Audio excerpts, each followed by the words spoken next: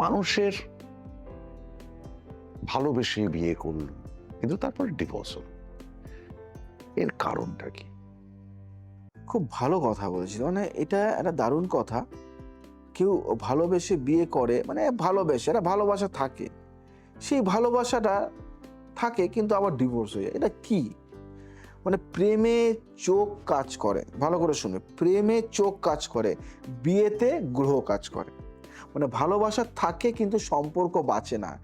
এর তিনটি কারণ আমি তোমাদেরকে বলবো, এর অনেক কারণ আছে, তিনটি কারণ বলি।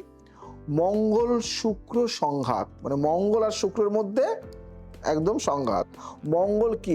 আবেগকে রাগে পরিণত করে, আর শুক্র প্রেমকে অভিমানে পরিণত করে।